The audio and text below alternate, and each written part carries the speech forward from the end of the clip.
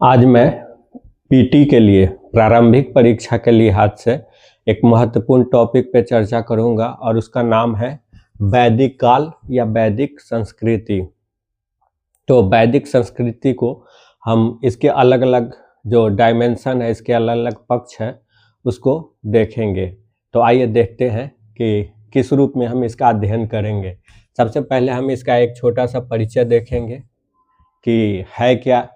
दूसरा हम देखेंगे इसके जानकारी का स्रोत, यानी कि जो वैदिक काल है 1500 ईसा पूर्व से 600 ईसा पूर्व तक का इसका जो कालखंड है, तो इस कालखंड का जो भारत का इतिहास है 1500 ईसा पूर्व से 600 ईसा पूर्व तक का, जिसको हम वैदिक काल कहते हैं, उस वैदिक काल के विषय में जानकारी हमें कहाँ से प्राप्त होती है, तो उसको हम देखेंगे कि जानकारी का स्रोत क्या है। क्योंकि जो जानकारी के स्रोत है उससे खूब प्रश्न पूछे जाते हैं। आप जानते हैं कि वैदिक काल के विषय में जानकारी के दो मुख्य स्रोत हैं, एक तो वेद है, उसके बाद उससे जुड़े ब्राह्मण ग्रंथ है, आरण्यक है, उपनिषद है। ये सब जो चीजें हैं इससे सवाल पूछे जाते हैं, तो हम जानकारी के स्रोत को देखेंगे। फिर हम एक शब्द यहाँ लिखा है आर्य, चूंकि वैदिक जो काल है, इस पूरे काल का जो जनक है उसको आर्य को माना जाता है, जिसके बारे में कहा जाता है कि आर्य मध्य एशिया से, यानी कि जो वर्तमान का आपका कजाकिस्तान है, तुर्कमेनिस्तान, उज्बेकिस्तान, जो दक्षिण रूस का हिस्सा है, तो वहीं से ये लोग का आगमन हुआ था। तो हम थोड़ा इसको भी, आर्य शब्द को भी देखेंगे। फिर इसके भौगोलिक क्षेत्र को देखेंगे कि आर्य लोग भारत में आए तो सबसे पहले कहाँ बसे, फिर उनका कैसे क्षेत्रीय विस्तार होता गया, हम उसको भी देखेंगे, भौगोलिक क्षेत्र को। फिर हम इसके विभाजन को देखेंगे। ये जो पूरा कालखंड है 1500 से 600 ईसा पूर्व तक का, इसको दो हिस्सों में डिवाइड करके पढ़ा जाता है। एक तो आपका पढ़ा जाता है 1000 से 1500 से 1000 ईसा पूर्व, एक है ये। और दूसरा इसको पढ़ा जाता है 1000 से 600 ईसा पूर्व, 600 ईसा पूर्व। इस तरह तो हम इसके विभाजन को भी देखेंगे कि इसके विभाजन का आधार क्या है। फिर हम इसके आर्थिक जीवन को देखेंगे, यानी इस काल के लोग अपने जीविकोपार्जन के लिए किस तरह के साधन का इस्तेमाल करते थे।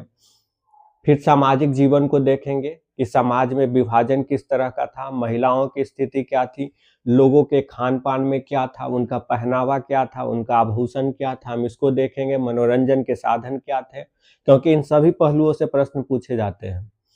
अगला हम देखेंगे राजनीतिक जीवन। यहाँ राजनीतिक और प्रशासनिक इकाई किस तरह की थी, प्रशासनिक व्यवस्था किस तरह का था, उसको देखेंगे।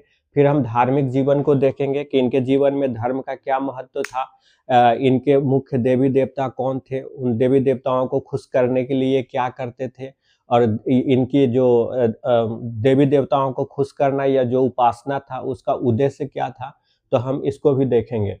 तो इस तरह हम वैदिक काल को समझेंगे पीटी के पॉइंट ऑफ व्यू से। और आपको इस चैप्टर के खत्म होने के बाद इससे जुड़े हुए पीटी में कोई भी प्रश्न आए, किसी भी एग्जाम में जो प्रश्न आएगा वो आपको यहाँ से जरूर सॉल्व हो जाएगा।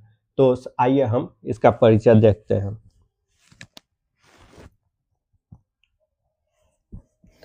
सबसे पहले हम इसके परिचय को देखते हैं। देखिए, हमने आपको पिछले क्लास जब हमने हड़प्पा सभ्यता पढ़ाया था, तो उसमें हमने आपको बताया था कि हड़प्पा जो कार्यकाल है, जो कालखंड है, विकसित हड़प्पा काल, वो आपका 2600 ईसा पूर्व से 1900 ईसा पूर्व तक है। लेकिन उसके बाद भी चूंकि उसका शहरी स्वरूप तो खत्म हो जाता है, लेकिन लोग ग्रामीण इलाकों में या वहाँ से दूर जा कर के एक नई जिंदगी जीते हैं, जो पूरी तरह ग्रामीण संस्कृति होता है, कृषि पर आधारित होता है, उसमें व्यापार नहीं होता है। और वो वाला अवस्था लगभग 1400 ईसा पूर्व तक बताया जाता है। और ये 1500 ईसा पूर्व के आसपास भारत में एक और महत्वपूर्ण घटना घटित होती है। और हमने आपको यह भी बताया था कि जो हड़प्पा की सभ्यता का पतन होता है, उसके पतन के पीछे एक कारण आर्य आक्रमण भी बताया जाता है। तो 1500 ईसा पूर्व के आसपास भारत में एक महत्वपूर्ण घटना घटित होती है, वो है भारत पर आर्यों का आक्रमण, या आप कह लीजिए भारत में आर्यों का आगमन। दोनों ही बातें हैं, आर्यों का आगमन भी है, आर्यों का आक्रमण भी है। तो 1500 ईसा पूर्व के आसपास क्या होता है कि मध्य एशिया जो कि वर्तमान में आपका अफगानिस्तान के पड़ोस में तुर्कमेनिस्तान, उज्बेकिस्तान, कजाकिस्तान, ये सब जो इलाका है, जो पहले रूस का हिस्सा हुआ करता था 1991 से पहले, तो इन्हीं इलाकों से आर्य भारत की तरफ आते हैं। और भारत में जब ये आते हैं तो सबसे पहले उत्तर पश्चिमी हिस्से में बसते हैं। तो ये एक आपका परिचय था आर्यों का। अब हम आगे देखते हैं जानकारी का स्रोत। जानकारी का स्रोत, आर्य ये जो पूरा कालखंड है 1500 ईसा पूर्व से 600 ईसा पूर्व तक के, इसके जानकारी के दो मुख्य स्रोत हैं। इसके जानकारी के हमारे पास दो मुख्य स्रोत है। क्या क्या है? एक है साहित्यिक स्रोत, साहित्यिक साहित्यिक स्रोत।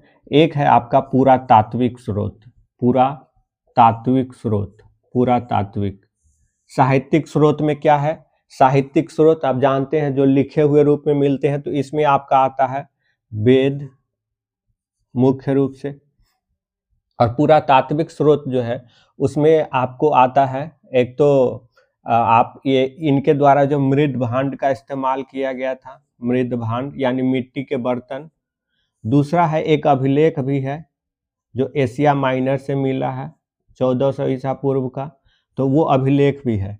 ये दो आधार पर, एक तो साहित्यिक स्रोत है जिसमें वेद आता है मुख्य रूप से, और उसके बाद पुरातात्विक स्रोत है। पुरातात्विक स्रोत आप जानते हैं कि वो जो जिसे खुदाई से प्राप्त करते हैं, पुरातात्विक स्रोत जिसे खुदाई से प्राप्त वो सारी सामग्री जिसका उपयोग उस काल के मानव के द्वारा किया गया था, जो अवशेष के रूप में हमें खुदाई से वर्तमान समय में प्राप्त हो रहा है, तो उन सारे चीज़ों को हम पुरातत्व यानी पुरातात्विक स्रोत के अंतर्गत रखते हैं। तो वैदिक काल के बारे में जो है वो मृद भांड, जिन मृद भांडों का मिट्टी के बर्तनों का इस्तेमाल करते थे, और एक अभिलेख भी है 1400 ईसा पूर्व का एशिया माइनर का, तो उसके द्वारा भी इसके विषय में जानकारी मिलती है। तो आइए हम एक एक करके साहित्यिक स्रोत और फिर पुरातात्विक स्रोत को देखते हैं।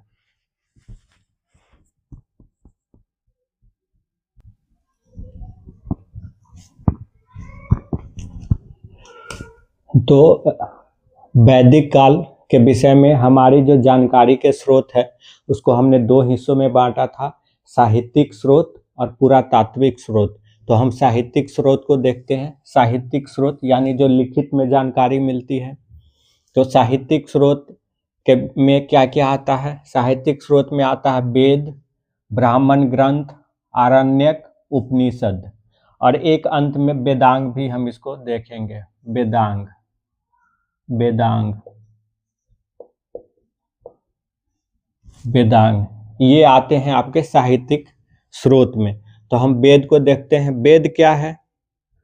वेद मंत्रों का संग्रह है। वेद क्या है? मंत्रों का संग्रह है, जो देवताओं को खुश करने के लिए जिन मंत्रों का उच्चारण किया जाता था, तो वेद मुख्य रूप से मंत्रों का संग्रह है। ब्राह्मण ग्रंथ क्या है? जितने वेद हैं, जैसे ऋग्वेद, यजुर्वेद, सामवेद, अथर्ववेद, हर वेद से जुड़े हुए कुछ ब्राह्मण ग्रंथ हैं।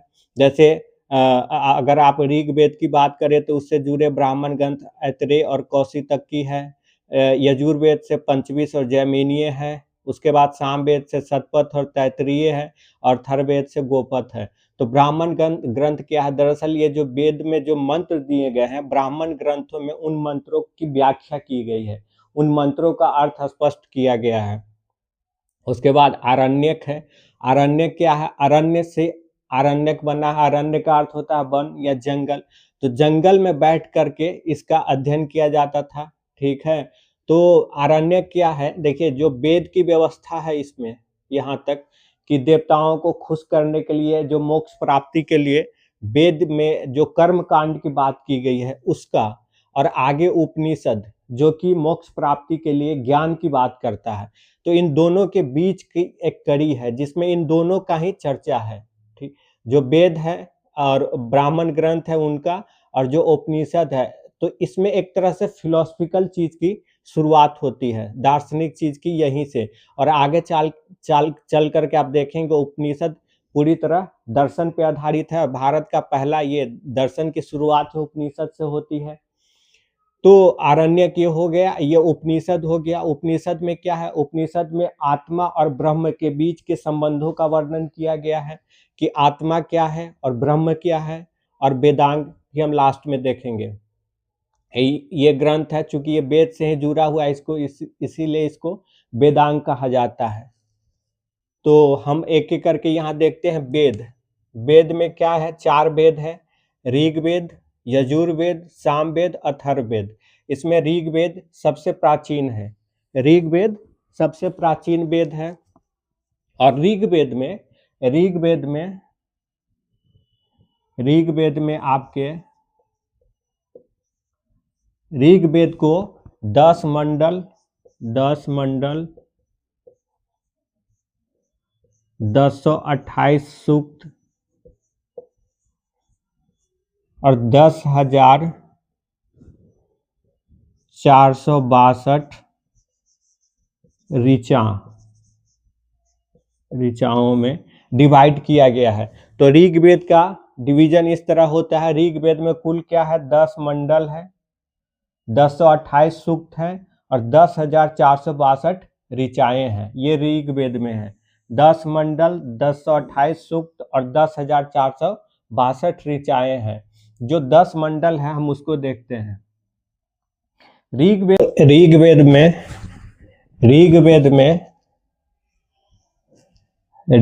में कुल 10 मंडल है, कुल 10 मंडल है।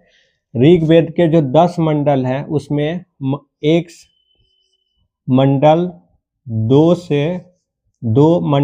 से लेकर के जो 9 तक के मंडल हैं, ये सबसे प्राचीन है, सबसे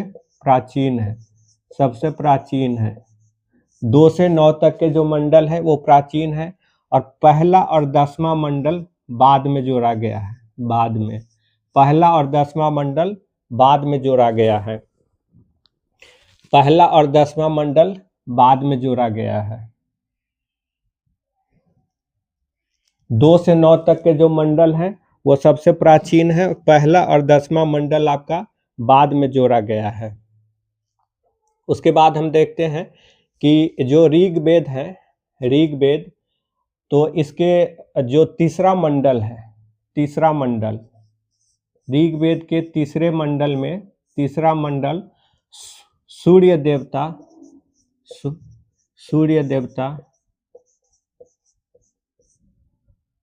सावित्री, सूर्य देवता सावित्री को समर्पित है तीसरा मंडल।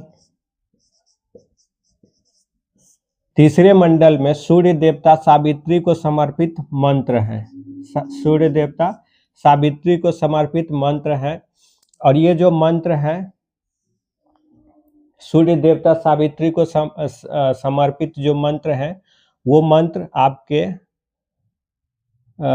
विश्वामित्र द्वारा रचा गया है, जिसको हम गायत्री मंत्र कहते हैं। गायत्री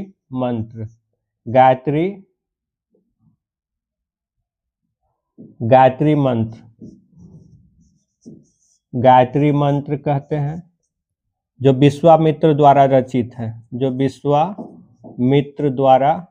है, गायत्री मंत्र है। तीसरे मंडल में सूर्य देवता सावित्री को समर्पित गायत्री मंत्र है, जिसकी रचना विश्वामित्र द्वारा की गई है,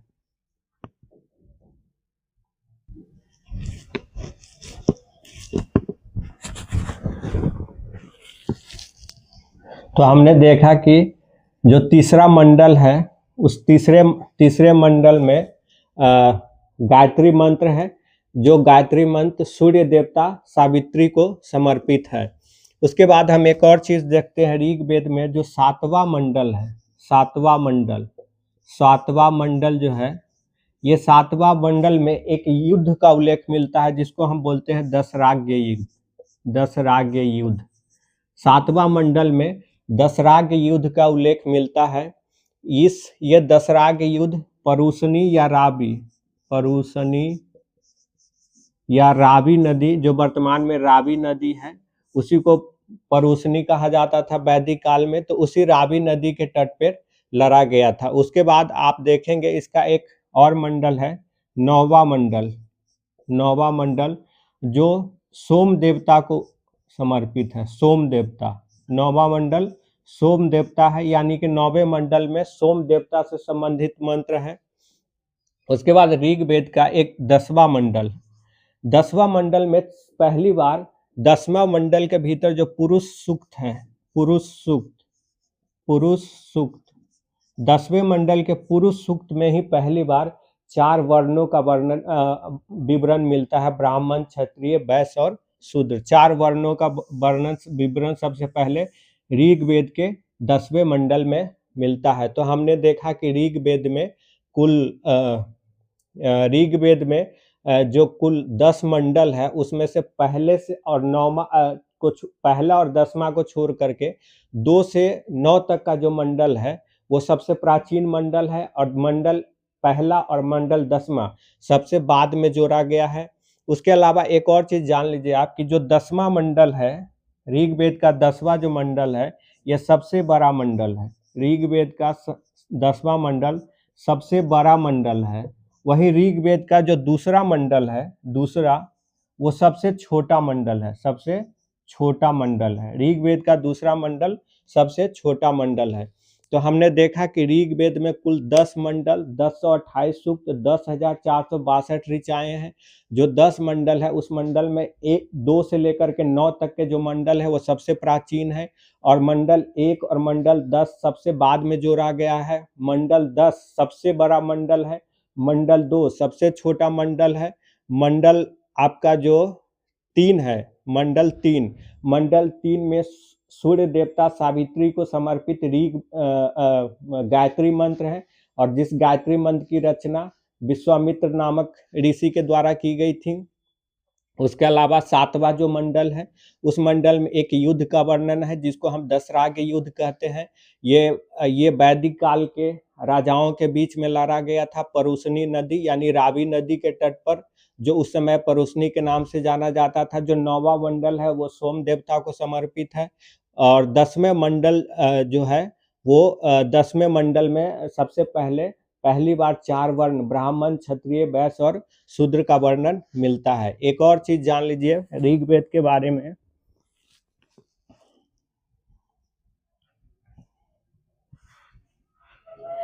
ऋग्वेद के मंत्रों का पाठ करने वाला जो मुख्य पुरोहित होता था, मुख्य पुरोहित,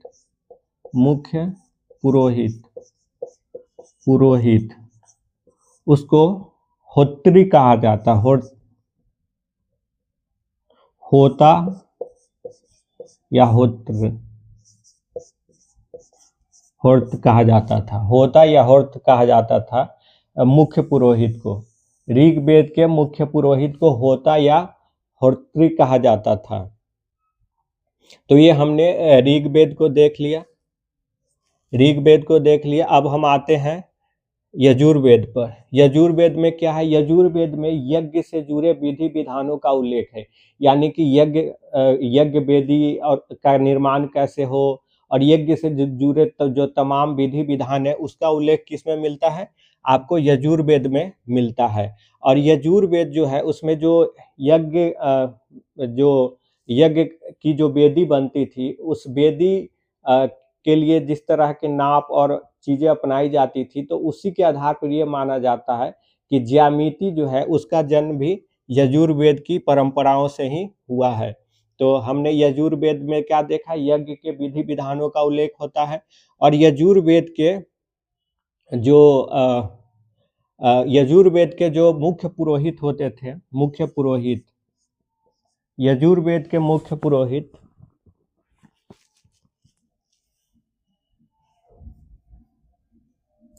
वो अघर्व्यु कहलाते थे।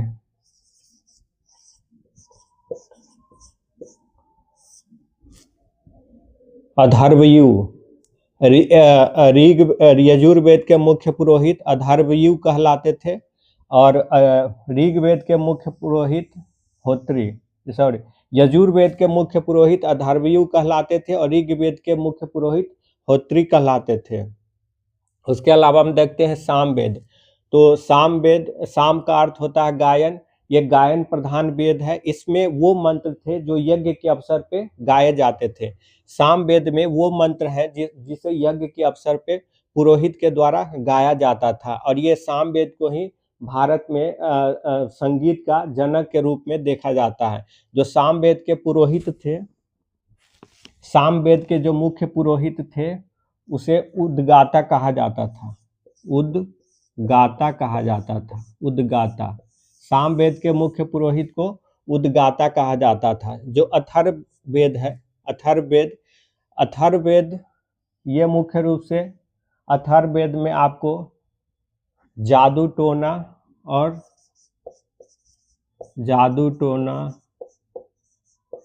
और औषधि, इसी का उल्लेख है, इसी से जुड़े मंत्र है। जादू टोना और औषधि से जुड़े हुए मंत्र है। और जो अथर्ववेद है, उसके पुरोहित को ब्रह्मा कहा जाता था। अथर्ववेद के जो मुख्य पुरोहित थे उसे ब्रह्मा कहा जाता था। अथर्ववेद के मुख्य पुरोहित को ब्रह्मा कहा जाता था। तो ये हमने देखा ऋग्वेद, यजुर्वेद, सामवेद, अथर्ववेद। यजुर्वेद जो है ये दो हिस्सों में बटा हुआ है, कृष्ण यजुर्वेद और शुक्ल यजुर्वेद। और यजुर्वेद एक ऐसा ग्रंथ है जो गद्य और पद्य दोनों में है। गद्य और पद्य दोनों में है। यजुर्वेद गद्य और पद्य दोनों में है। इसके अलावा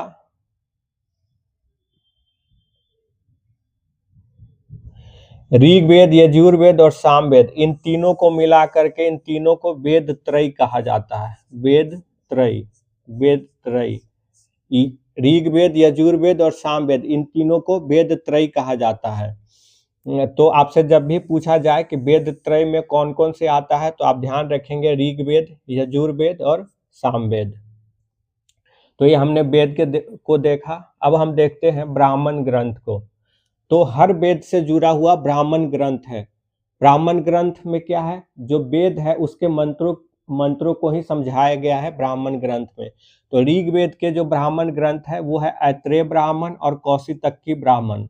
ऐत्रेय और कौशितकी ब्राह्मण किसके हैं? ऋग्वेद के ब्राह्मण है। इसी को कौशितकी को ही संखायन के नाम से भी जाना जाता है। संखायन, कौशितकी को ही संखायन के नाम से भी जाना जाता है। ये ऋग्वेद के हैं, ऋग्वेद के, और ये पंचविश और जैमिनीय यजुर्वेद के हैं। यजुर्वेद, ये यजुर्वेद के ब्राह्मण ग्रंथ है, पंचविश और जैमिनीय। उसके बाद सामवेद के है शतपथ और तैत्तिरीय, और अथर्ववेद के ब्राह्मण ग्रंथ है गोपथ। अथर्ववेद के ब्राह्मण ग्रंथ है गोपथ। तो ये आपको याद रखना, ब्राह्मण ग्रंथ जो है अलग अलग वेद के अलग अलग ब्राह्मण ग्रंथ है। ऋग्वेद के ब्राह्मण ग्रंथ ऐत्रेय और कौशितकी है, यजुर्वेद के पंचविश और जैमिनीय है, सामवेद के शतपथ और तैत्तिरीय है, और अथर्ववेद के गोपथ है।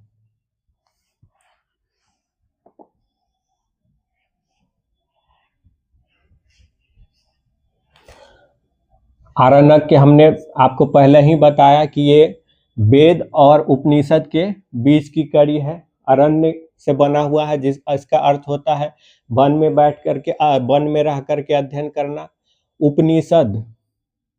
उपनिषद का होता है, उप का अर्थ होता है समीप, और निषद का अर्थ होता है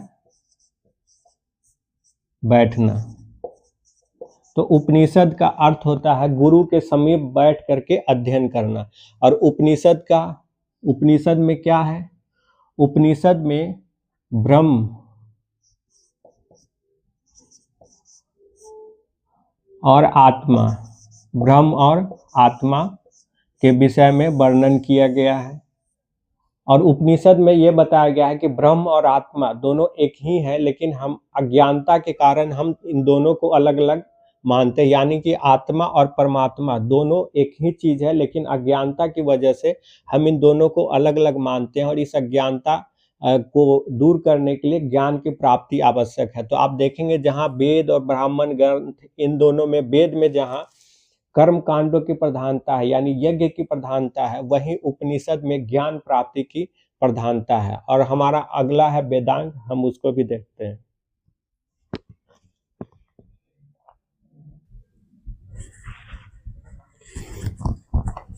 वेदांग, वेदांगों की संख्या है, वेदांगों की संख्या 6 है। वेदांग जो है इसकी संख्या 6 है। वेदांग की संख्या 6 है। कौन कौन है? शिक्षा, कल्प, निरुक्त, छंद, ज्योतिष और व्याकरण। शिक्षा, कल्प, निरुक्त, छंद, ज्योतिष और व्याकरण,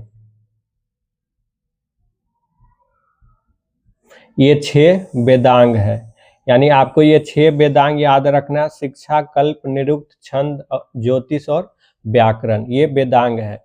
और जो उपनिषद है, उपनिषद इसको वेदांत भी कहा जाता है। उपनिषद को वेदांत भी कहा जाता है क्योंकि ये वेदों का अंत का हिस्सा माना जाता है, इसीलिए उपनिषद को वेदांत के नाम से भी जाना जाता है।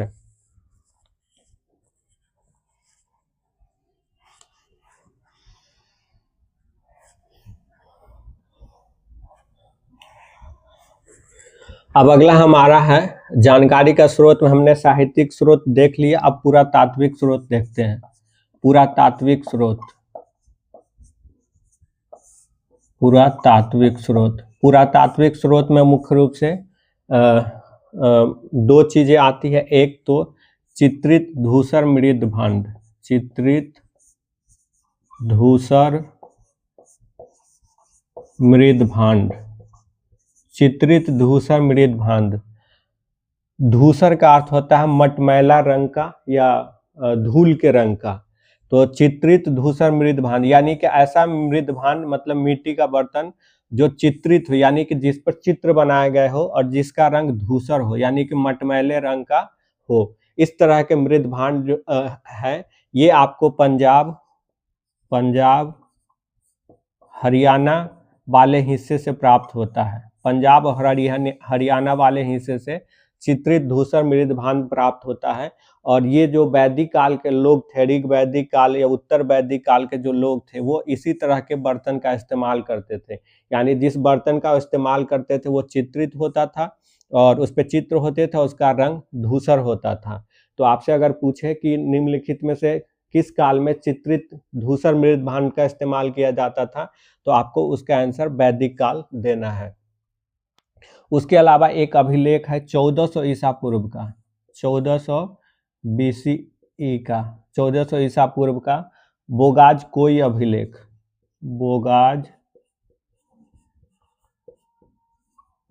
बोगाज कोई अभिलेख। इसमें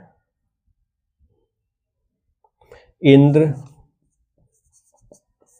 मित्र, वरुण,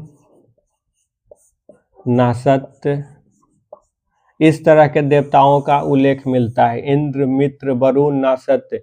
बोगाज कोई अभिलेख में ये एशिया माइनर से, मध्य एशिया के इलाके में एशिया माइनर से प्राप्त हुआ है बोगाज कोई अभिलेख।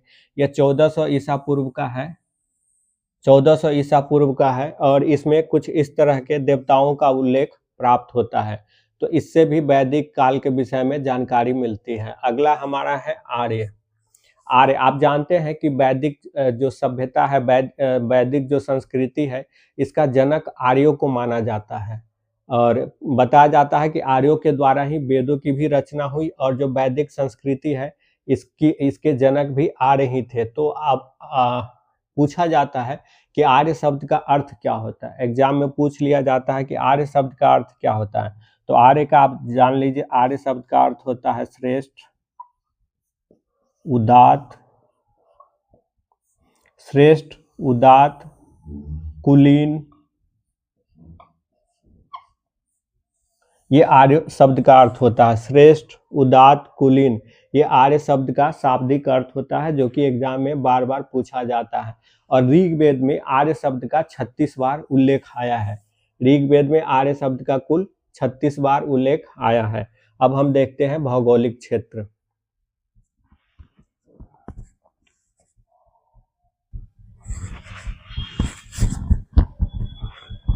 ऋग्वेद में आर्यों के मूल निवास स्थान के रूप में सप्त सिंधव प्रदेश का उल्लेख मिलता है। सप्त सिंधव, सप्त सिंधव, सप्त सिंधव। ऋग्वेद में आर्यों के मूल निवास स्थान के रूप में सप्त सिंधव प्रदेश का उल्लेख मिलता है, यानी कि सप्त 7 नदियों से प्रवाहित प्रदेश, सप्त सिंधव प्रदेश यानी कि 7 नदियों से प्रवाहित प्रदेश। और ये सप्त सिंधव के रूप में जिन नदियों का उल्लेख किया गया है उसमें कुछ नदियां अफगानिस्तान में है, कुछ पाकिस्तान में है और भारत में प्रवाहित हो रही हैं। और इसके आधार पर एक भौगोलिक क्षेत्र का निर्धारण किया गया है, जिससे पता चलता है कि इन क्षेत्रों में ऋग वैदिक यानी कि शुरू के जो वैदिक काल के शुरू के लोग थे वो रहते थे। फिर बाद में उनका विस्तार होता गया और वो विस्तार होकर के आप यहाँ देखेंगे एक सदानीरा शब्द है। सदानीरा जो नदी थी उस वक्त वो फिलहाल गंडक के नाम से जानी जाती है, गंडक। तो आप देखेंगे कि सप्त सिंधव प्रदेश जो अफगानिस्तान और पंजाब का इलाका है वहां से बढ़ते बढ़ते ये पूर्व में सदानीरा गंडक तक बाद के काल में पहुंच गए थे। तो ऋग्वेद में जिन कुछ प्रमुख नदियों का उल्लेख किया गया है उसमें है शत्रुदी, जिसको वर्तमान में हम सतलज के नाम से जानते हैं। शत्रुदी जिसको हम वर्तमान में सतलज के नाम से जानते हैं। परूसनी जिसको हम वर्तमान में रावी के नाम से जानते हैं। अस्किनी जिसको हम वर्तमान में चिनाब के नाम से जानते हैं, चिनाब के नाम से जानते हैं। वितस्ता जिसको वर्तमान में हम झेलम के नाम से जानते हैं, झेलम। विपाशा जिसको हम वर्तमान में ब्यास के नाम से जानते हैं, ब्यास नदी। गोमती जिसको वर्तमान में गोमल के नाम से जाना जाता है और ये अफगानिस्तान में प्रवाहित होने वाली नदी है। कुबहा इसको काबुल के नाम से जाना जाता है, यह भी अफगानिस्तान और पाकिस्तान के हिस्से में प्रवाहित होने वाली नदी है। दृश्यवती इसको घग्गर के नाम से जाना जाता है। क्रूमू को कुर्रम के नाम से जाना जाता है, कुर्रम के नाम से जाना जाता है। सिंधु को सिंध के नाम से जाना जाता है और सुवस्तु को स्वात के नाम से वर्तमान में जाना जाता है। तो इस तरह के कुछ नदियों का उल्लेख है। इसके अलावा वहाँ हिमालय की एक चोटी मुजवंत का उल्लेख है। हिमालय की एक चोटी के रूप में मुजवंत का उल्लेख है। हिमालय के एक चोटी के रूप में मुजवंत का भी उल्लेख है। तो इस आधार पर इन नदी और जो उसका भौगोलिक वहाँ जो कुछ भौगोलिक पहचान दिए गए हैं, वर्णन किए गए, उसके आधार पर वैदिक काल के लोगों के जो भौगोलिक क्षेत्र थे जहाँ वो रह रहे थे उसका निर्धारण किया जाता है। और ये जो अलग अलग नदियाँ वेदों में वर्णित है, इसमें सरस्वती नदी को सबसे पवित्र नदी के रूप में वर्णित किया गया है। सरस्वती को सबसे पवित्र नदी के रूप में वर्णित किया गया है और इसके लिए एक शब्द का उल्लेख किया गया है, नदीतमा। नदीतमा अर्थात नदियों में सर्वश्रेष्ठ नदी के रूप में इसका उल्लेख किया गया है। इसके अलावा वैदिक काल के लोगों के लिए सिंधु सबसे महत्वपूर्ण नदी थी। ये तो सबसे पवित्र नदी थी सरस्वती, जिसके लिए नदीतमा कहा गया है, यानी नदियों में सर्वश्रेष्ठ नदी। लेकिन सिंधु सबसे महत्वपूर्ण नदी थी, सबसे महत्वपूर्ण नदी थी। जीवन यापन के दृष्टिकोण से यह सबसे महत्वपूर्ण नदी थी। इसके अलावा ऋग्वेद में गंगा नदी का भी उल्लेख है एक बार, गंगा का उल्लेख है एक बार और यमुना का उल्लेख है 3 बार, यमुना का उल्लेख है 3 बार। तो ये शब्द आपको ध्यान में रखना है कि ऋग वैदिक काल में जो अब उस वक्त के जो आर्य लोग थे उसके मूल निवास स्थान के रूप में सप्त सिंधव प्रदेश का उल्लेख किया गया है। और ये जो सप्त सिंधव प्रदेश है उसमें वर्तमान में अफगानिस्तान, भारत, पाकिस्तान और भारत का जो पंजाब और हरियाणा वाला हिस्सा है वो पूरा हिस्सा आता था। लेकिन बाद में उत्तर वैदिक काल में ये विभाग आगे बढ़कर सदानीरा गंडक यानी बिहार की सीमा तक पहुंच जाने का भी वर्णन मिलता है। जो नदी है उसमें सरस्वती को सबसे पवित्र नदी के रूप में वर्णित किया गया है, सिंधु को सबसे महत्वपूर्ण नदी के रूप में वर्णित किया गया है, गंगा का उल्लेख 1 बार आया है, यमुना का उल्लेख 3 बार आया है। तो ये हमने देखा आर्यों का भौगोलिक क्षेत्र। अब हम देखते हैं विभाजन।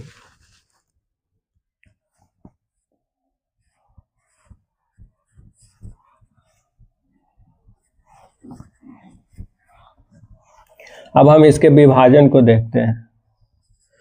देखिए, इसके विभाजन वैदिक काल को दो हिस्सों में बांट करके पढ़ा जाता है। वैदिक काल को दो हिस्सों में बांट कर पढ़ा जाता है। एक ऋग्वैदिक काल और दूसरा उत्तर वैदिक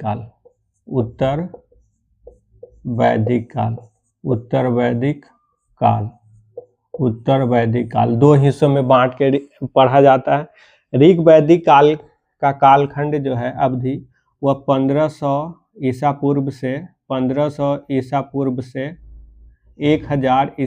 तक है। 1000 ईसा पूर्व तक है।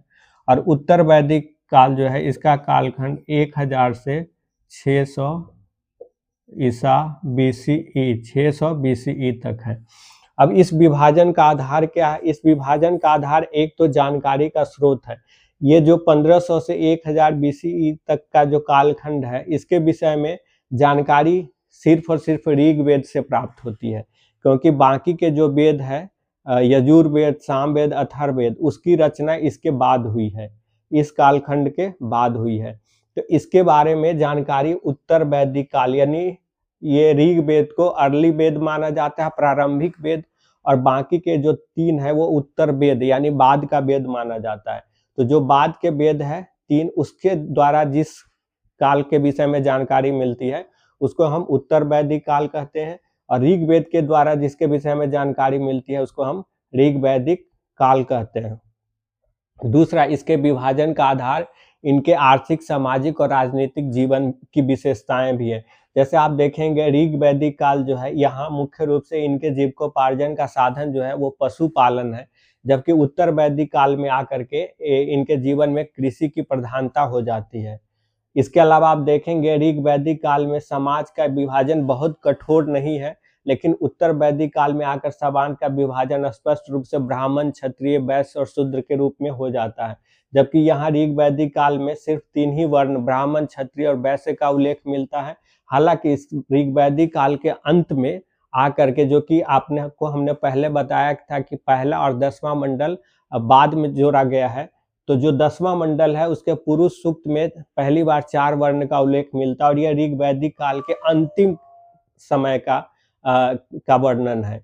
तो इसीलिए स्पष्ट रूप से 4 वर्णों में विभाजन उत्तर वैदिक काल में ही होता है। तो इसी आधार पे वैदिक काल को 2 हिस्सों में बांट करके हम पढ़ते हैं, ऋग्वैदिक काल और उत्तर वैदिक काल। अब हम ऋग्वैदिक काल, उत्तर वैदिक काल, ये जो आर्थिक स्थिति, जीवन, सामाजिक जीवन, राजनीतिक जीवन, धार्मिक जीवन है, इसको अलग अलग संदर्भों में पढ़ेंगे। ऋग्वैदिक काल का अलग और उत्तर वैदिक काल का अलग।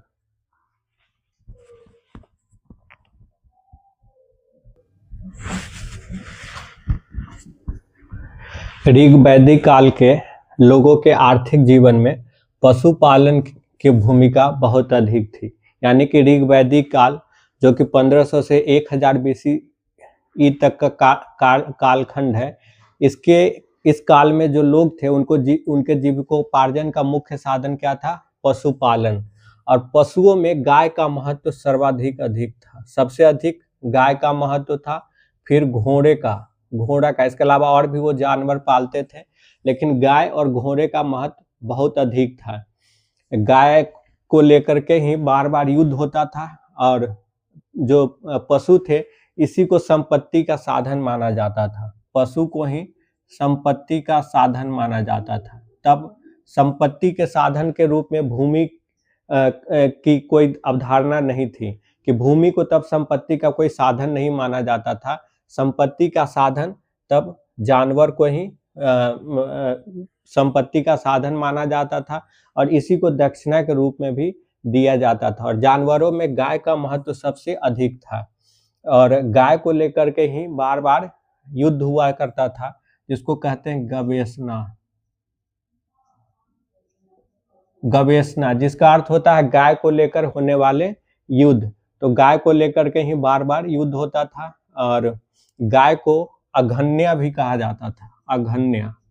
अघन्या इसका अर्थ होता है मतलब न मारने योग्य, यानी कि ऐसा पशु जिसको न मारा जाए।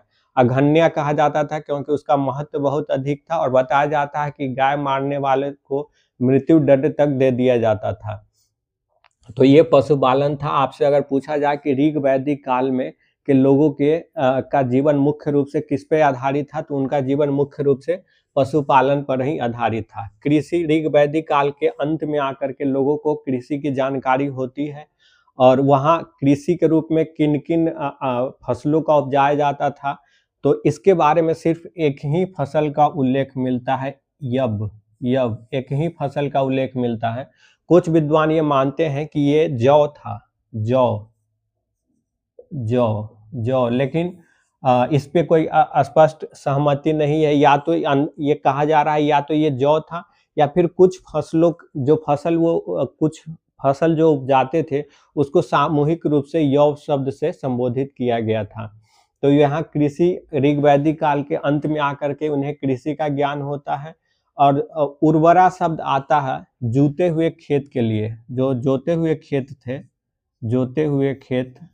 हुए खेत उसके लिए उर्वरा शब्द का उल्लेख है। उर्वरा में आकर के शिल्प का भी कुछ काम होने लगा था इसके काल के अंत में आकर के। जैसे आप देखेंगे बढ़ई जो लकड़ी से काम किया करते थे, बुनकर, चर्मकार, कुम्हार, इस तरह के कार्य होते थे। और जो हमने आपको कृषि बताया था, तो ऋग्वेद के चतुर्थ मंडल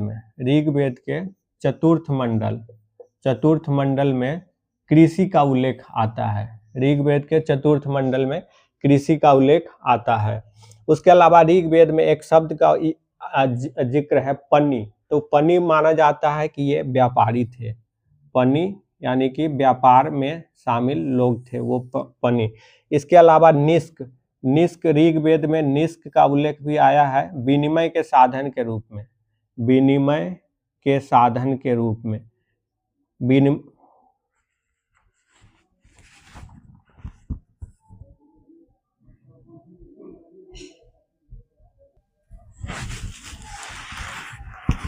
ऋग्वेद में निष्क शब्द का उल्लेख आया है विनिमय के साधन के रूप में। निष्क शब्द का उल्लेख आया है। और एक शब्द और भी है, वेनकट। इसका उल्लेख आया है सूदखोर के रूप में, वेनकट का उल्लेख। लेकिन इन सब कुछ के बावजूद ये सब जो है कृषि, शिल्प, व्यापार, ये सब ऋग वैदिक काल के अंत की चीजें हैं। ऋग वैदिक काल के ज्यादातर हिस्सों में मानव के जीविकोपार्जन का मुख्य साधन पशुपालन ही था और पशुओं में गाय की महत्ता बहुत अधिक थी। पशु को ही संपत्ति का साधन या रई कहा जाता था। संपत्ति का साधन, उसके लिए एक शब्द आता था रई किसको कहा जाता था? संपत्ति के साधन को। तो ये था आपका ऋग वैदिक काल का आर्थिक जीवन।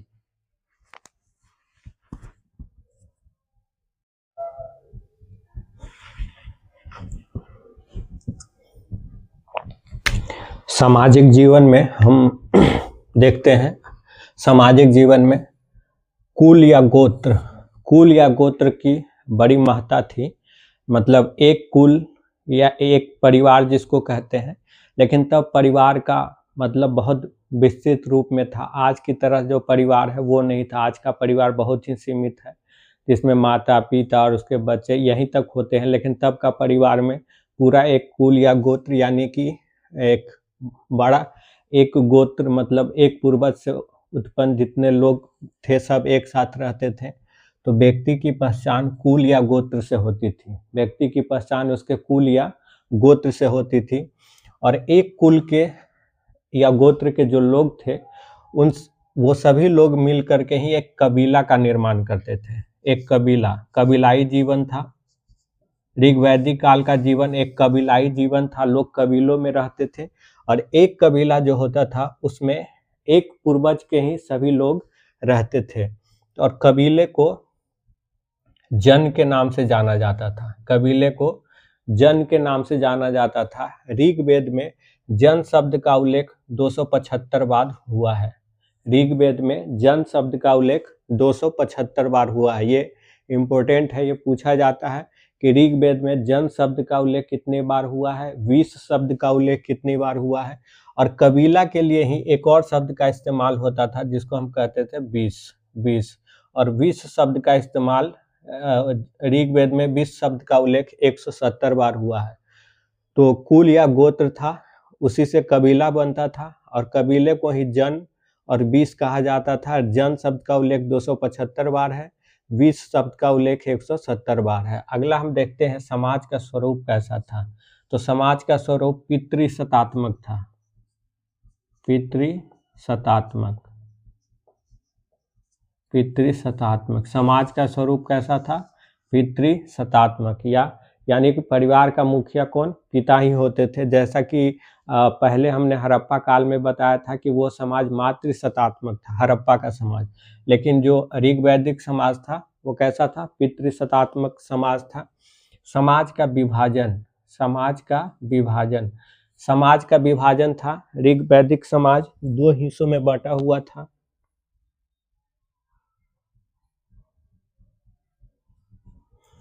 ऋग्वैदिक समाज 2 हिस्सों में बटा हुआ था। समाज का विभाजन 2 हिस्सों में था। एक था आपका आर्य और एक था अनार्य। अनार्य 2 हिस्सों में बटा हुआ था। आर्य लोग थे और अनार्य लोग। आर्य समाज का विभाजन फिर से 3 हिस्सों में था। आर्य समाज का विभाजन 3 हिस्सों में था। इसमें था पुरोहित,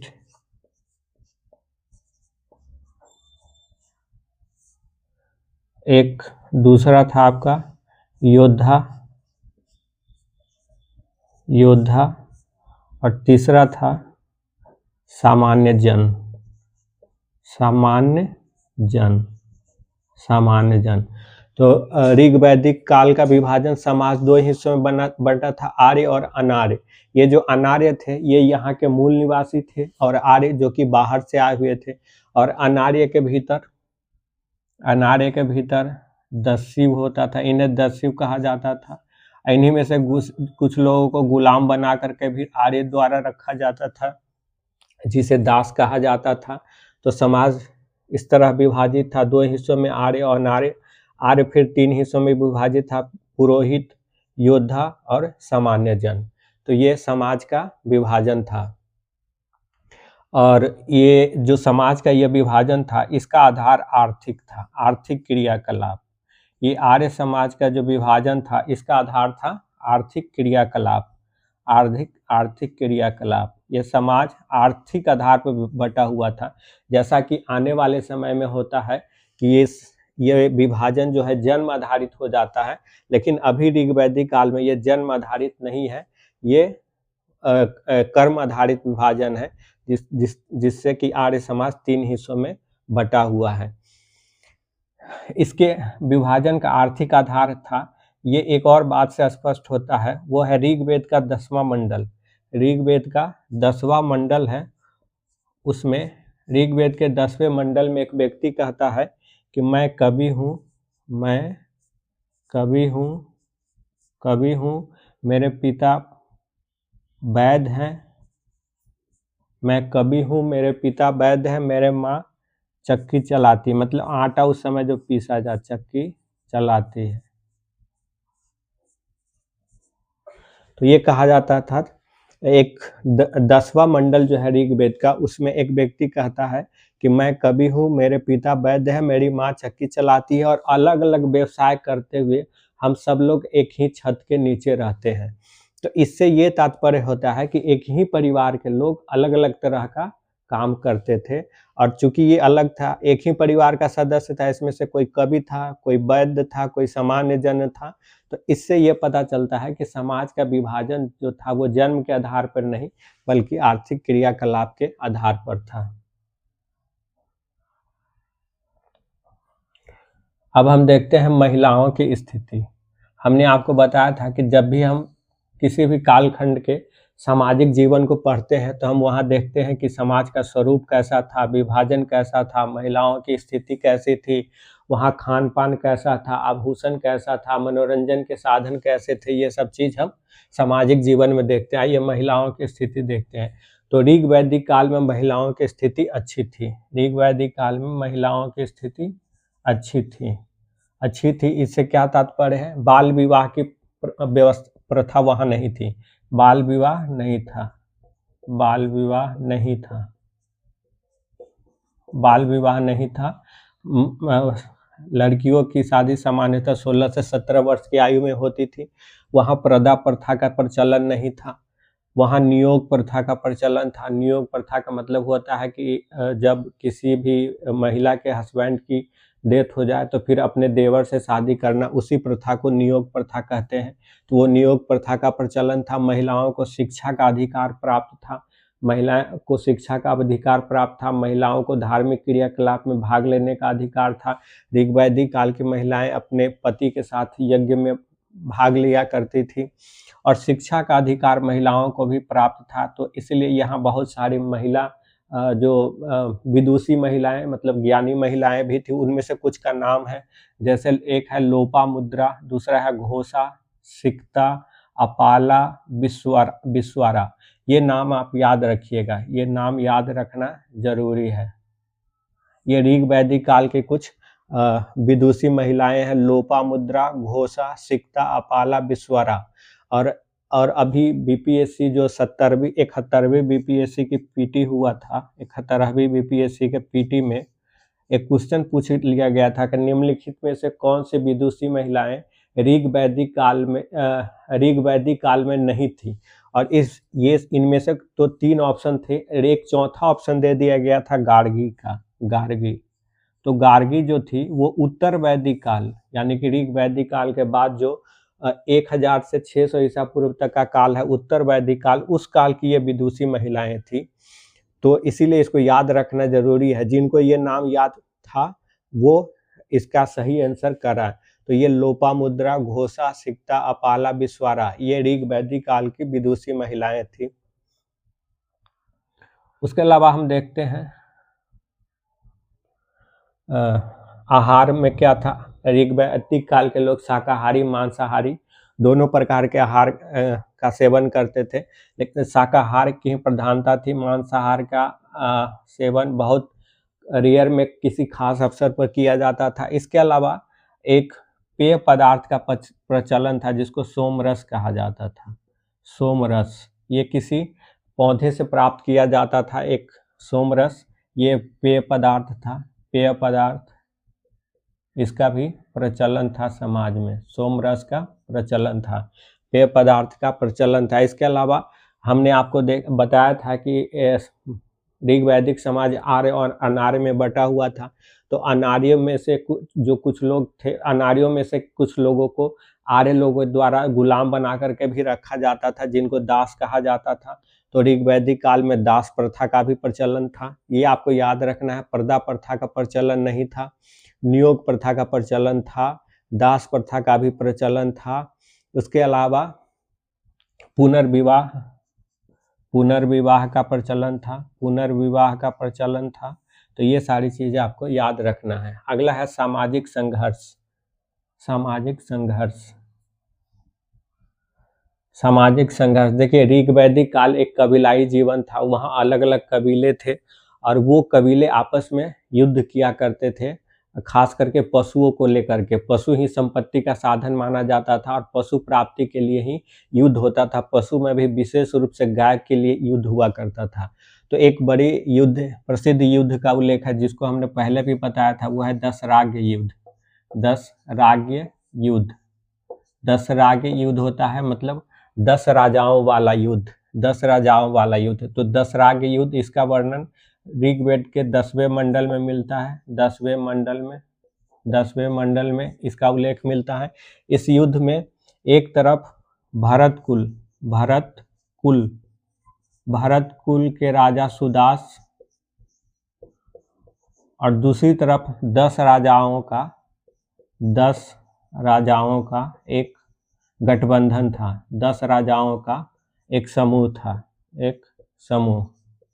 10 राजाओं का एक समूह था। इन्हीं दोनों के बीच युद्ध हुआ था। एक तरफ भरत कुल के राजा सुदास था, दूसरी तरफ 10 कुल। ये जो 10 कुल के राजा थे, इनमें 5 आर्य कुल के थे, 5 अनार्य कुल के थे। तो इन्हीं दोनों के बीच युद्ध हुआ था। ये युद्ध हुआ था रावी नदी के तट पे, जिसको तब परूसनी नदी के नाम से जाना जाता था।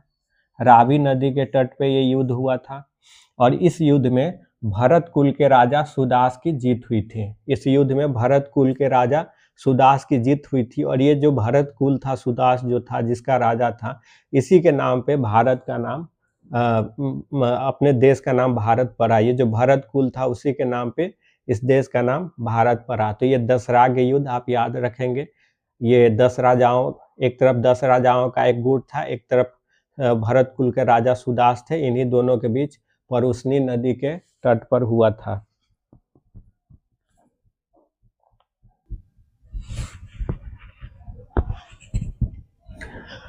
राजनीतिक जीवन को देखते हैं। राजनीतिक जीवन में हम देखते हैं राजा, राजन, कबीले का जो प्रधान होता था उसको राजा या राजन कहा जाता था। कबीले के जो प्रधान होता था, कबीलाई जीवन था, हमने आपको पहले बताया। और कबीले का जो प्रधान होता था उसको राजा कहा जाता था या राजन कहा जाता था। और ये राजन का पद जो था वो आनुवंशिक या वंशानुगत हो चुका था। आनुवंशिक था, वंशानुगत आधार पर राजा का पद मिलता था। लेकिन इस राजा के पास असीमित अधिकार नहीं था। राजा के अधिकार पर, राजा पर नियंत्रण रखने के लिए कुछ संस्थाएं भी थी। जैसे कुछ जो संस्थाएं थी वो जैसे एक सभा, एक समिति, सभा समिति, विद्वत और गण, ये 4 संस्थाओं का उल्लेख मिलता है वेद में। सभा, समिति, विद्वत और गण, ये 4 संस्थाएं थी जो राजा के अधिकारों पर अंकुश और नियंत्रण रखती थी। जो सभा थी वो विशिष्ट लोगों की संस्था थी। जो सभा थी, ये समाज के विशिष्ट या संभ्रांत लोगों की संस्था थी। सभा में समाज के विशिष्ट संभ्रांत लोग शामिल होते थे। समिति आम जन की सभा थी। समिति आम जन की सभा थी। आम जन की। और सभा समिति में महिला और पुरुष दोनों हिस्सेदारी करते थे। सभा समिति में महिला और पुरुष दोनों हिस्सेदारी करते थे। तो इस तरह आप समझ सकते हैं कि कुछ एक लोकतांत्रिक टाइप की संस्थाएं थी, जो संस्था जिसमें सभा, समिति, विद्वत, गण 4 प्रमुख थी और ये राजा के अधिकार पर नियंत्रण रखते थे। सभा जो है वो संभ्रांत लोगों की शामिल होते थे और जो समिति नाम की संस्था थी उसमें सभी लोग शामिल होते थे, महिलाएं भी शामिल होती थी। और जो सभा था उसके प्रमुख को ईशान कहा जाता था। जो सभा था उसके प्रमुख को ईशान कहा जाता था। ईशान। कुछ प्रमुख अधिकारी भी थे जैसे पुरोहित, सेनानी, उसके बाद अस्पस जो गुप्तचर विभाग का प्रमुख था, व्राजपति जो गोचर भूमि का अधिकारी होता था। गोचर भूमि मतलब चारागाह भूमि। गोचर भूमि का अधिकारी व्राजपति कुलपा या परिवार का प्रमुख होता था। ये प्रमुख अधिकारी थे। इन अधिकारियों के अलावा भी कुछ अधिकारी थे जैसे सूत, रथकार, कर्मादि आदि। तो इस तरह के जो 12 अधिकारी होते थे, सूत, रथकार, कर्मादि, इसमें राजा भी शामिल होते थे। और इन 12 अधिकारियों को ही संयुक्त रूप से रत्नी कहा जाता था। रत्नी। इन 12 अधिकारियों को रत्नी कहा जाता था। तो हमने देखा पुरोहित, सेनानी। पुरोहित का काम क्या था? राजा को सलाह देना, यज्ञ करना, राजा की प्रशंसा करना, स्तुति करना। उसके बाद सेनानी था, ये राजा के साथ रहता था और ये तलवार और लड़ाई के कार्यों में दक्ष होता था, राजा की एक तरह से रक्षा का काम करता था। न्यायाधिकारी, यहाँ अपराध तो होते थे लेकिन कोई न्याय अधिकारी का उल्लेख नहीं मिलता है, यानी ऋग वैदिक काल में कोई न्यायिक अधिकारी नहीं होता था। गुप्तचर, जनता की गतिविधियों पर नजर रखने के लिए गुप्तचर व्यवस्था थी और गुप्तचर अधिकारी जो होता था उसको अस्पष्ट कहा जाता था। व्राजपति हमने बता दिया, कुलपा हमने बता दिया। तो ये कुछ प्रमुख अधिकारी थे। हालांकि इन अधिकारियों की व्यवस्था आज की तरह नियमित अधिकारी के रूप में नहीं था। इनको कोई नियमित वेतन प्राप्त नहीं होता था क्योंकि उस समय टैक्स यानी कलेक्शन रेवेन्यू की कोई व्यवस्था ही नहीं थी। राजा के पास कोई नियमित कर वसूली की व्यवस्था नहीं थी। जब तक कर वसूली की नियमित व्यवस्था नहीं होगी तब तक कोई अस्थायी अधिकारी या नौकरशाही व्यवस्था का विकास हो नहीं सकता है। अगला है सेना। यहाँ कोई सैन्य व्यवस्था भी नहीं थी, न टैक्स था राजा के पास, न मिलता था, न सेना रख सकता था। लेकिन जो कबीला था, कबीले के लोग ही, अगर किसी दूसरे कबीले से संघर्ष होता था तो उस समय कबीले के लोग ही कुछ टोलियों में बट करके लड़ाई लड़ा करते थे। उन टोलियों को कुछ नाम दिया गया, जैसे व्रात, गण, ग्राम, सर्द, ये सब सैन्य टोलियां हुआ करती थी। सैन्य टोलियां हुआ करती थी, सैन्य टोलियां हुआ करती थी, जो युद्ध के समय दूसरे कबीले के साथ युद्ध होता था तो लड़ाई करती थी। और हम देखते हैं कर का व्यवस्था, तो यहाँ पे ऋग वैदिक काल में कर की कोई व्यवस्था नहीं थी, नहीं कर वसूल करने वाले किसी अधिकारी का उल्लेख मिलता है। ऋग वैदिक काल के जो लोग थे, जनता स्वेच्छा से अपनी अपने हिस्से, अपने कमाई का या उनके पास जो कुछ भी धन के रूप में था उसका एक हिस्सा वो राजा को दे देते थे स्वेच्छा से, उसको बलि कहा जाता था। स्वेच्छा से दे देते थे जिसको बलि कहा जाता था। तो ये बलि ऋग वैदिक काल में कोई कर नहीं था, बल्कि आम जनता के द्वारा स्वेच्छा से अर्पित किए जाने वाला एक तरह से उपहार था। तो ये हमने राजनीतिक जीवन को देखा, और अंत में आइए हम इसके धार्मिक जीवन को देखते हैं।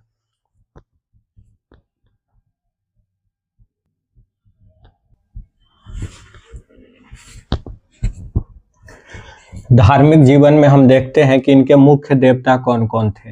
मुख्य देवता, देवी और देवता, तो इनके देवताओं में इंद्र का सबसे प्रमुख स्थान था।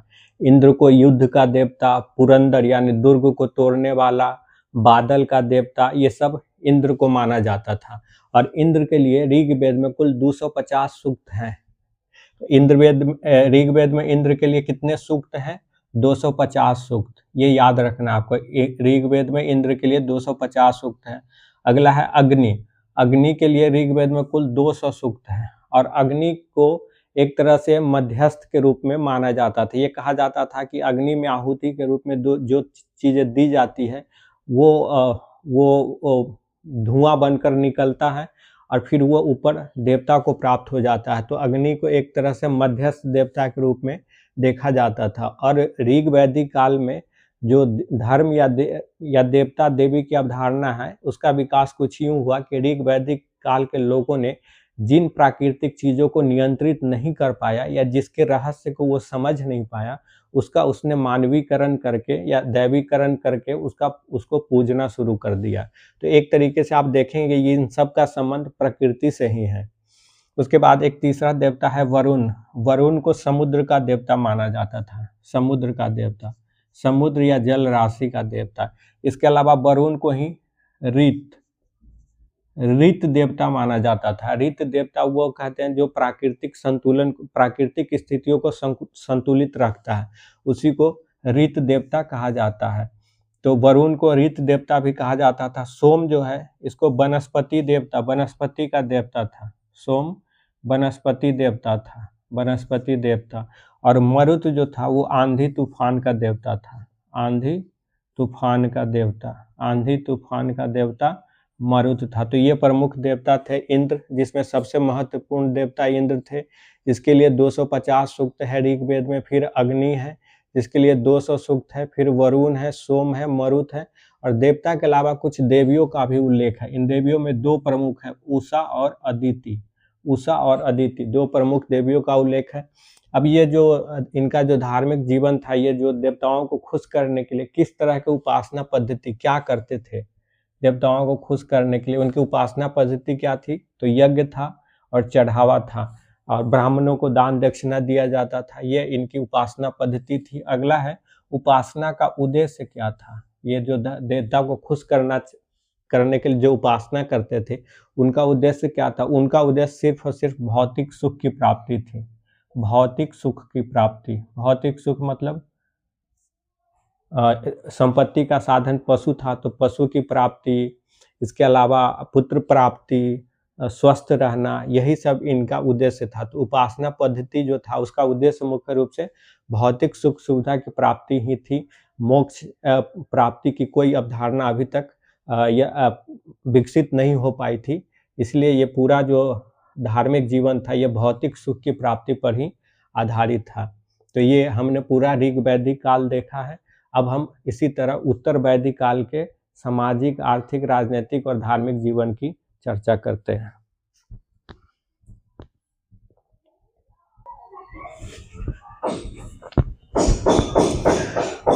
आर्थिक जीवन हम उत्तर वैदिक काल यानी कि 1000 ईसा पूर्व से 600 ईसा पूर्व तक को हम पढ़ते हैं। हमने पहले ऋग वैदिक काल को पढ़ा जो 1500 ईसा पूर्व से 1000 ईसा पूर्व तक चला। अब हम उत्तर वैदिक काल को पढ़ते हैं जो 1000 से 600 ईसा पूर्व का है। आर्थिक जीवन को देखते हैं तो आर्थिक जीवन आप ये देखेंगे कृषि तो उत्तर वैदिक काल में आकर के जो मानव था उसके जीवन में कृषि की प्रधानता हो जाती है। यानी उत्तर वैदिक काल में कृषि की प्रधानता हो जाती है, कृषि की प्रधानता हो जाती है उत्तर वैदिक काल में। कृषि प्रमुख व्यवसाय के रूप में, जीविकोपार्जन के प्रमुख साधन के रूप में उभर आता है, क्योंकि इससे पहले उत्तर वैदिक काल में जीविकोपार्जन का मुख्य साधन क्या होता है? पशुपालन। लेकिन उत्तर वैदिक काल में कृषि हो जाता है और कृषि में पहले आपको हमने बताया था ऋग वैदिक काल में एक ही अनाज यव का उल्लेख मिलता है जिसको जौ माना जाता था। अब यहाँ उसके अलावा गेहूं और चावल की भी खेती होने लगती है। गेहूं और चावल की भी खेती होने लगती है और चावल के लिए गेहूं और चावल या जो धान की उपज होती है, धान से चावल तैयार होता है, तो धान कहिए या चावल, उसके लिए व्रीहि शब्द का इस्तेमाल होता था। व्रीहि शब्द का इस्तेमाल होता था, चावल के लिए व्रीहि शब्द का इस्तेमाल होता था। पशुपालन पूर्व की तरह चलता रहा, शिल्प भी पूर्व की तरह ही चलता रहा, लेकिन यहाँ एक नई चीज ये आई कि 1000 ईसा पूर्व के आसपास 1000 ईसा पूर्व के आसपास आर्यों को लोहे की जानकारी प्राप्त हुई। लोहे की जानकारी, लोहे के खादान उत्तर प्रदेश के अतरंजी खेरा से इसके साक्ष्य भी प्राप्त हुए हैं। तो यहाँ लोहे की जानकारी प्राप्त हुई, एक बड़ा परिवर्तन था। और फिर इसी लोहे से वो खेती के कार्य के लिए या अलग अलग कार्यों के लिए वो अलग अलग हथियार उपकरण तैयार करने लगे। जो उपकरण है वो खेती के काम में इस्तेमाल होता था और कुछ हथियार भी वो तैयार करने लगा। तो इसी हथियार के प्रयोग जो तैयार हुआ वही आगे चलकर आप देखेंगे कि महाजनपदों का उदय होता है, यानी राज्य और फिर बड़े बड़े राज्यों का उदय होता है। उसका आधार भी यहीं से शुरू होता है। तो लोहे की जानकारी आ गई थी इनको। इसके अलावा ये तांबे के भी विभिन्न तरह के सामान तैयार करते थे और तांबा इनको वही खेतरी, राजस्थान के खेतरी से प्राप्त होता था। बुनकरी का काम भी ये लोग करते थे। मुद्रा के रूप में यहाँ पे निष्क और शतमान का जिक्र है। निष्क क्या? सोने का एक टुकड़ा होता था, सोने का एक टुकड़ा होता था निष्क। और शतमान जो है ये चांदी का सिक्का होता था, चांदी का सिक्का होता था। शतमान चांदी का सिक्का और सोने का। लेकिन ये चांदी का सिक्का, अब ये क्या है कि चांदी का था, शतमान जो भी था इकाई वो चांदी का था, लेकिन सिक्के के प्रचलन को लेकर के अभी स्पष्टता नहीं है, क्योंकि सिक्के का प्रचलन भारत में आगे चल के 6 सेंचुरी बीसी में होता है। तो यहाँ ये माना जाता है कि ये जो निष्क और शतमान था इसका उपयोग मुद्रा के इकाई के रूप में नहीं होता है। मुद्रा के इकाई के रूप में अभी भी वस्तु विनिमय प्रणाली ही प्रचलित थी, यानी कि एक वस्तु का दूसरे वस्तु के द्वारा, एक वस्तु दीजिए उसके बदले दूसरे वस्तु ले लीजिए, तो वस्तु विनिमय प्रणाली ही प्रचलित थी। लेकिन ये निष्क और शतमान जो है सोने और चांदी के टुकड़े के रूप में थे, इतना तो सही है, लेकिन इनका मुद्रा के रूप में इस्तेमाल नहीं होता था। इसीलिए इसको सिक्का मानने पर अभी विवाद है। तो बहुत सारे विद्वान जो है उसको निष्क और शतमान को और निष्क को सिर्फ चांदी का टुकड़ा मानते हैं और सोने का टुकड़ा मानते हैं, इसको सिक्का नहीं मानते हैं। तो आप इतना ही समझिए कि निष्क और शतमान सोने और चांदी का टुकड़ा होता था, मुद्रा के रूप में इसका इस्तेमाल अभी नहीं हो रहा था। आगे हम देखते हैं सामाजिक जीवन को। ये तो रहा आर्थिक जीवन, अब हम सामाजिक जीवन को देखते हैं। सामाजिक जीवन को देखते हैं। सामाजिक जीवन में हम देखते हैं समाज का विभाजन। समाज का स्वरूप पितृसत्तात्मक था ऋग वैदिक काल में भी और यहाँ भी पितृसत्तात्मक है। समाज का विभाजन देखिए, हमने आपको ऋग वैदिक काल में कहा था कि वहाँ समाज कर्म के आधार पे 3 वर्णों में बटा हुआ था, योद्धा, पुरोहित और सामान्य जन। लेकिन उत्तर वैदिक काल में आकर के समाज का विभाजन कर्म के बजाय जन्म पे हो जाता है, जन्म पे। और वर्ण व्यवस्था की उत्पत्ति होती है। वर्ण व्यवस्था की उत्पत्ति होती है। वर्ण व्यवस्था, देखिए वर्ण शब्द तो ऋग्वैदिक काल में है, लेकिन वहाँ वर्ण का अर्थ रंग के रूप में होता है, लेकिन अब ये यहाँ वर्ण व्यवस्था हो जाता है, वर्ण व्यवस्था हो जाता है।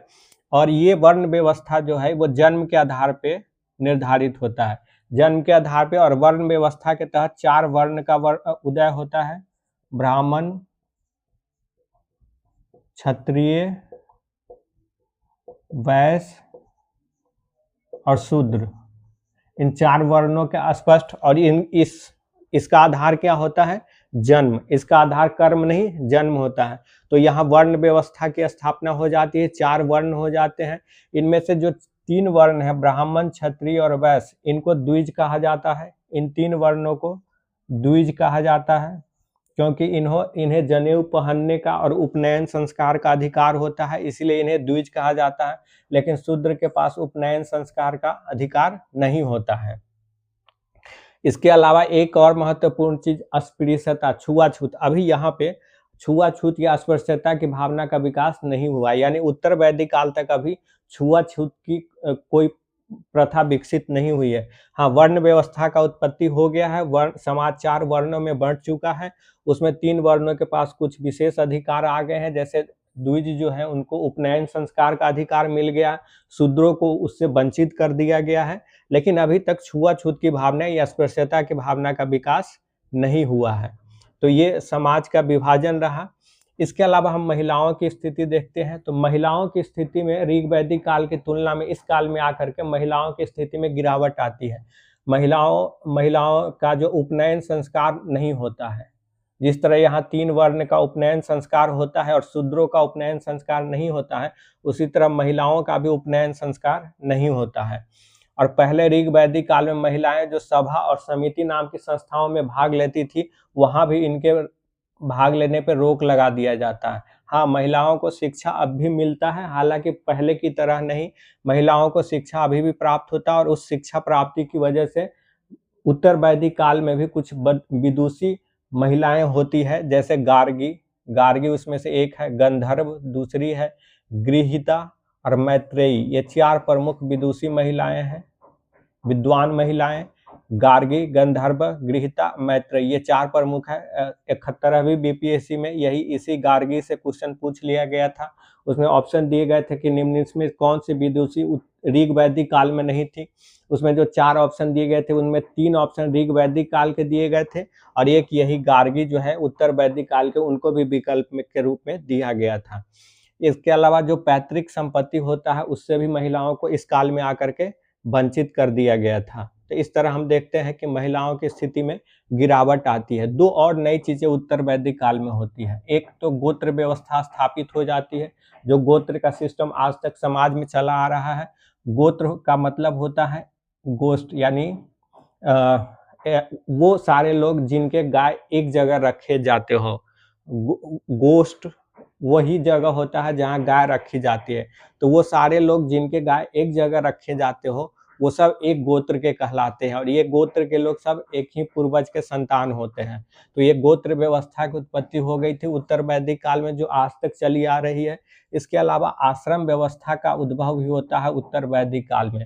हालांकि आप जानते हैं 4 आश्रम है, ब्रह्मचर्य, गृहस्थ, वानप्रस्थ और संन्यास, 4 आश्रम है। लेकिन उत्तर वैदिक काल में सिर्फ 3 ही आश्रम था, ब्रह्मचर्य, गृहस्थ और वानप्रस्थ, ये 3 ही आश्रम था। संन्यास का विकास उत्तर वैदिक काल के बाद होता है। तो ये हमने सामाजिक जीवन देखा, समाज का विभाजन किस तरह यहाँ वर्ण व्यवस्था के आधार पर हो जाता है। समाज 4 वर्णों में बढ़ जाता है, और 3 वर्ण जो होते हैं उनको द्विज कहा जाता है। उनके पास उपनयन संस्कार का अधिकार होता है, शूद्रों को इन अधिकारों से वंचित कर दिया जाता है। लेकिन एक प्रमुख बात है कि अभी तक अस्पृश्यता या छुआछूत की भावना का विकास उत्तर वैदिक काल तक नहीं होता, इसके बाद वाले काल में होता है। तो ये रहा आर्थिक जीवन और सामाजिक जीवन। चूंकि ये वीडियो लंबा हो रहा है, तो इसके जो राजनीतिक और धार्मिक जीवन है उसको हम अगले एक वीडियो में बना देंगे। और आपने अगर चैनल सब्सक्राइब नहीं किया है तो कर ले।